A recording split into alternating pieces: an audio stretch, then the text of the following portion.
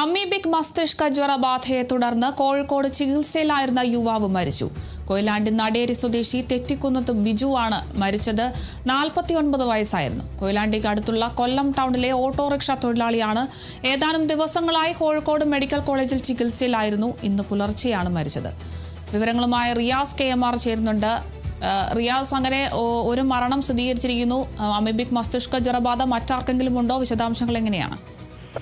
സംസ്ഥാനത്ത് വീണ്ടും അമീബിക് മസ്തിഷ്ക ജ്വരം ബാധിച്ചുള്ള മരണം റിപ്പോർട്ട് ചെയ്യപ്പെട്ടിരിക്കുകയാണ്. കോഴിക്കോട് മെഡിക്കൽ കോളേജ് ആശുപത്രിയിൽ ചികിത്സയിലായിരുന്ന കൊയിലാണ്ടി നടേരി സ്വദേശി 49-കാരനായ ബിജു ആണ് മരണപ്പെട്ടത്.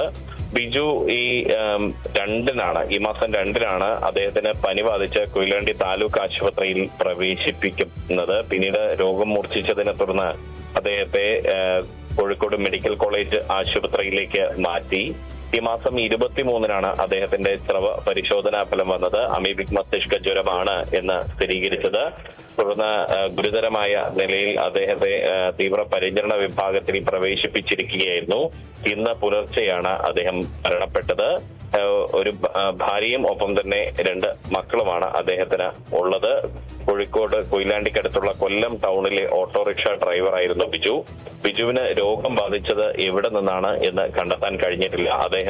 ബിജു ഡോക്ടർമാരോട് പറഞ്ഞിരുന്നത് മറ്റെവിടെയും, അതായത് പുറത്തുനിന്ന് എവിടെയും കുളത്തിലോ ഒന്നും തന്നെ കുളിച്ചിരുന്നില്ല. സ്വിമ്മിംഗ് പൂളിലോ ഒന്നും തോട്ടിലോ ഒന്നും തന്നെ കുളിച്ചിരുന്നില്ല. അത്തരത്തിൽ പുറത്തുനിന്ന് എവിടെയും കുളിച്ചിരുന്നില്ല എന്നുള്ളതാണ്.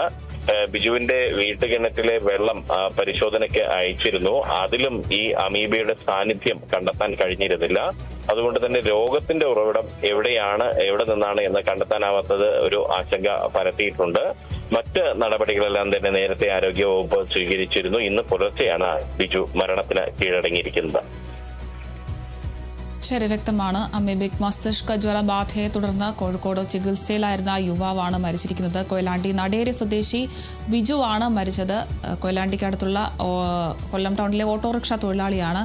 എന്തായാലും എവിടെയാണ് ഈ ഒരു രോഗബാധയുടെ ഉറവിടം എന്ന് കണ്ടെത്താനാവാത്തത് തന്നെയാണ് ഏറ്റവും വലിയ ആശങ്കയുള്ളത്. കൂടുതൽ വിവരങ്ങൾ നൽകിയത് റിയാസ് KMR.